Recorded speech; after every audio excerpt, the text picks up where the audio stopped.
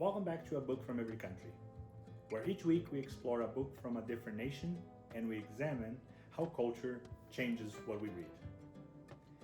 Today's nation, number 4, Australia.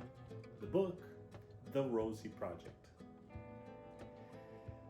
The Rosie Project you would find probably in the rom-com section at the bookstore. I usually don't read rom-coms, but because of the last 3 books that I read were emotionally heavy, I decided to pick a softer, easier read. When I look for easy read, what I find on the internet are a few different ideas. One Reddit post said, "This is the worst book I ever read." And as I read through the comments, I'm like, I'm convinced. I want to read it and see what the worst book somebody ever read looks like. I am not going to say that I was disappointed because it wasn't a romantic book in the normal sense. So I'm going to completely ignore the romance part, the love part, and I'm going to focus on the rest of the book. So what's the book about? The Rosie Project is a book about Professor Don Tillman. He's not officially diagnosed neurodivergent, but as the author writes, he has traits of a neurodivergent person. He's a professor of genetics, and everything in his life is organized, scheduled, and rigid. The same every time, all the time. He rides a bicycle, and he only have 2 friends.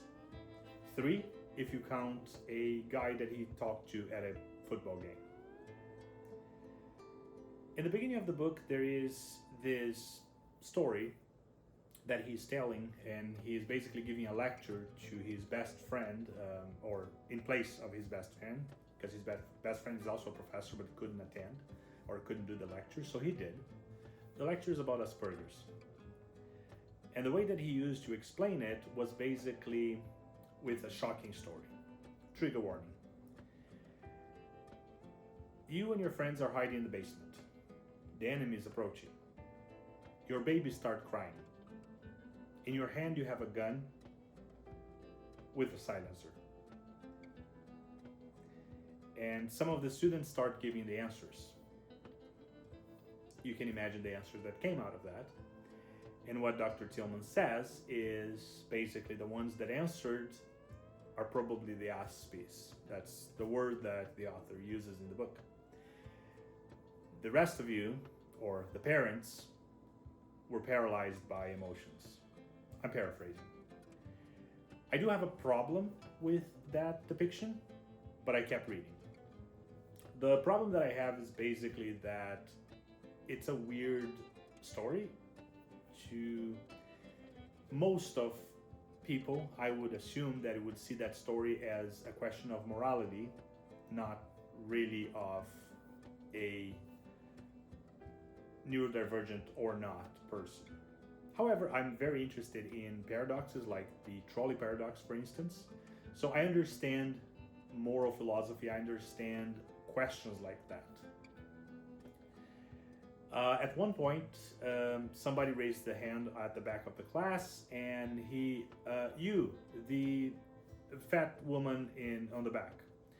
So basically presents Professor Don Tillman as this nasty character, but we're supposed to overlook that because he is not diagnosed, but understood to have to be neurodivergent. It is a tricky one to navigate, and I understand a little bit why some people in that Reddit post, for example, really dislike the book. Because it does have misogynistic tendencies as well. It does have a excuse for men to be just nasty. Plus, his best friend has a map of the world where he pinned on the map all of the countries that women he slept with are from. So basically, his goal, just like in this channel, we're reading one book from every country, he would do the same just with women. So it does have certain tendencies that I understand why the post hating the book. The book is not bad in the general sense. There are parts that I'm going to talk about it later that I dislike, just like in the beginning.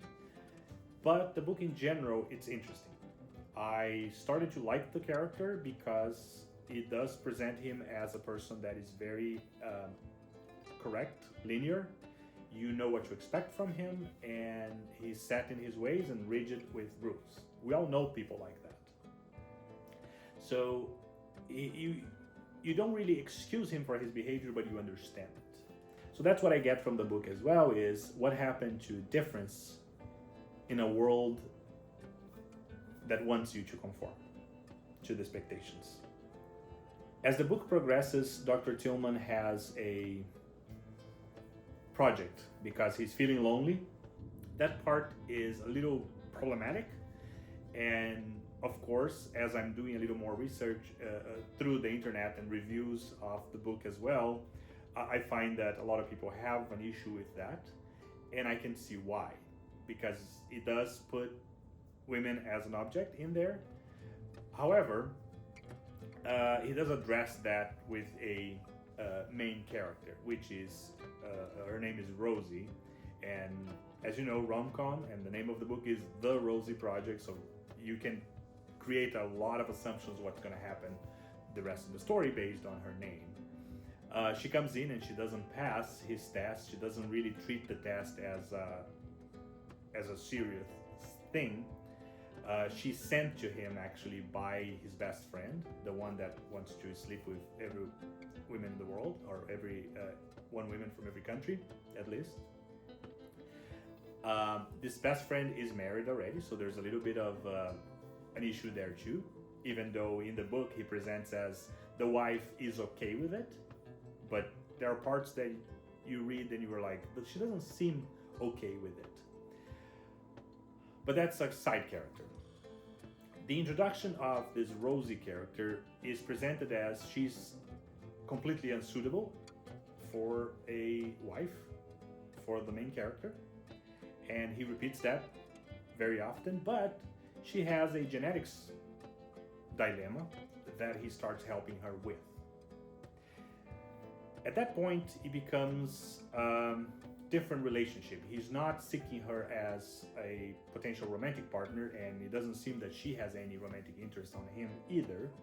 So now, from here on, I would expect, as I'm reading it, to just be people from different backgrounds. They are completely different, and in the end, they both meet in the middle, compromise, fall in love.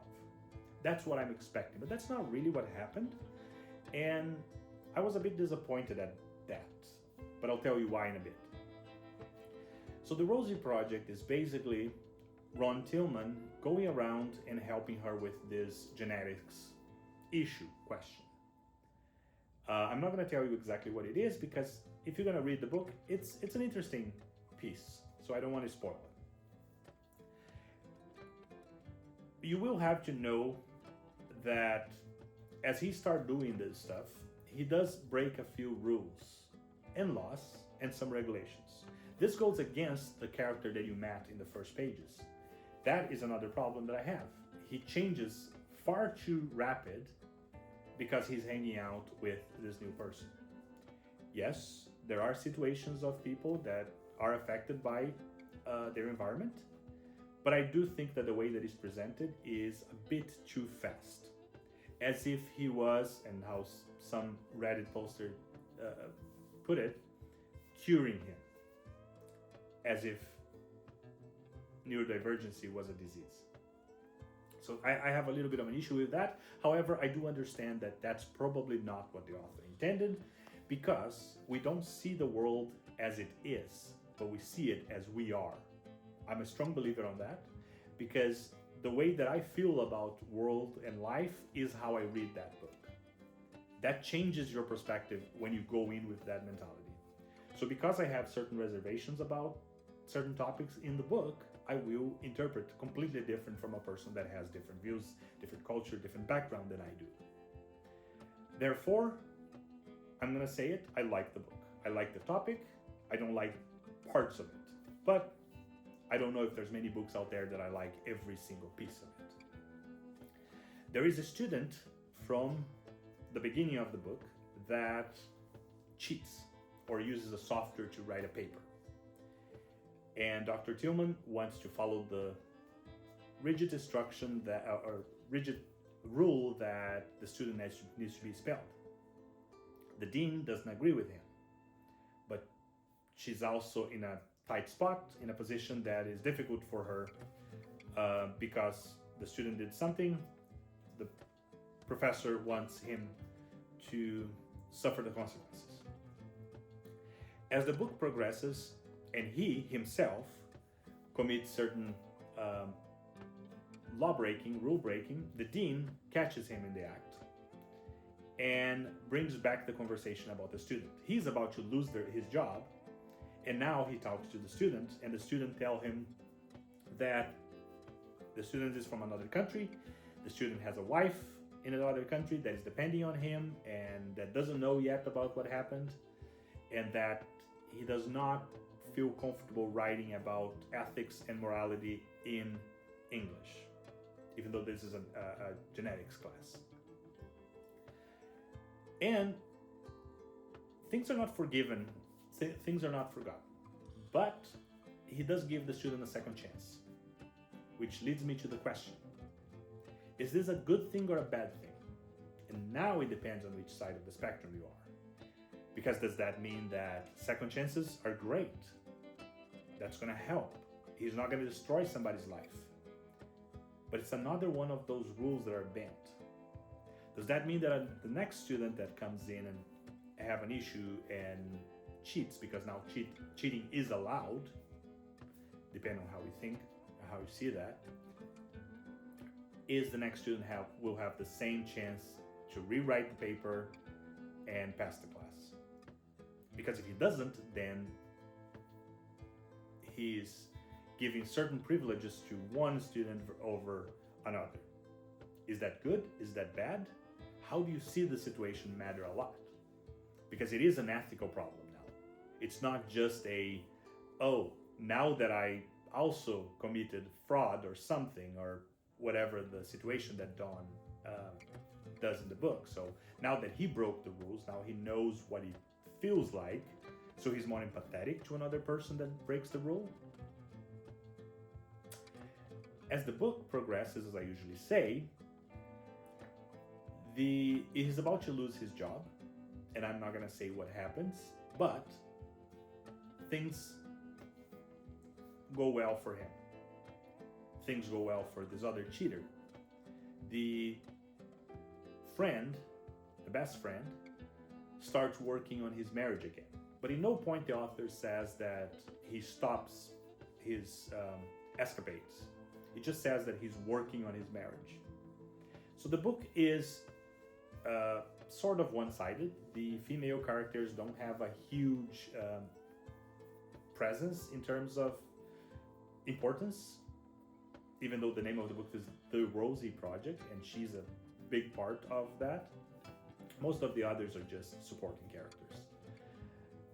So Rosie, her life is a bit messy, and she comes in, and suddenly within a few pages, even without knowing her very well for very long, he is in a gay bar where she works. He is also serving drinks and mixing cocktails in a different bar and working with somebody else.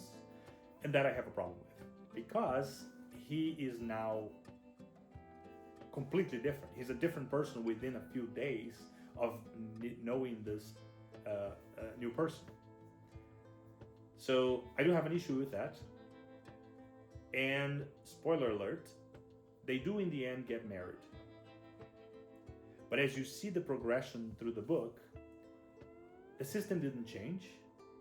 He just got better at adapting to it. He's not very good at social cues. He's not very good at social situations and expectations. But suddenly, he's great. Because he's hanging out with her. So she, like the poster said, and I have to agree, cured him.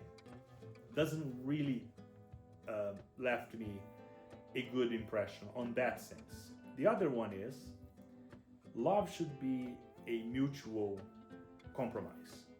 It doesn't feel like nobody else or anybody else compromised. It It feels like he changed completely to a completely new person. So the person that you meet in the beginning of the book is a completely different person that you meet at the end of the book. And now it comes to the next question. Does it mean that we need to adapt and conform to society and to somebody else's expectations despite our own personalities? The living happily ever after, does that mean that he is happy because he actually changed, or he just became better at hiding it and masking his social ineptitude? Because if that's the case, his life is going to be miserable trying to navigate just faking all the time. What do you think? It is a tough one because the book presents it as he's now happy. He found what he was looking for, which was a wife, not from his wife project, but just organically. But he had to change absolutely everything about him. Is that worth it? I don't know. And the next question is also, if it doesn't, what are the consequences? Because either decision you make, there will be costs. Either decision he makes will have consequences. The consequence of not conforming to society is isolation, and isolation leads to loneliness. And that is a big topic that the book touches on as well. If you're different, either you isolate yourself or the world isolates you. But either way, you feel lonely. And loneliness is one of the biggest issues of modern adulthood. So, in order for him to not be lonely and to get friends and a wife, he had to change everything about him. So either you conform to society's norms, or you're not accepted by them, and you live an isolated life. Don in the book wanted a wife. Not everybody does. So were they supposed to also conform so they can get other benefits from society, from social life? So there's a lot of those questions that are open. What I like about the book is the things that make me think, the things that makes me wonder and ponder. But what I don't like about the book is this idea that to be able to be happy, you have to change completely. And the other person didn't have to change anything, because even though her life was messed up, like she said, she didn't have to change much. And the point that showed me that she didn't change much was one comment in the book that says that he was surprised that she accepted to have a wedding ceremony. Because as a feminist, he didn't think she would. So is that all of the sacrifices that she made? While he has to change completely, she has to agree to a ceremony? It is a weird concept in there. But again, that's how the story is, that's how the author decided to write. A lot of people liked it, so the book won a few awards, and as I said, it is well written, so I was basically analyzing the story itself and the ethics and the moral circumstances surrounding the story, and not necessarily the writing or the book or the story itself. So get a copy of the Rosie Project, but go in knowing that there are pieces of it that you might like, there are pieces of it that you might not like many books. And let me know which side of the spectrum you are in. Do you like the Rosie Project, or you don't like it? Why do you like it, and why don't you like it? Do you agree with my assessment or not? Thank you very much for watching, and I'll see you in the next one.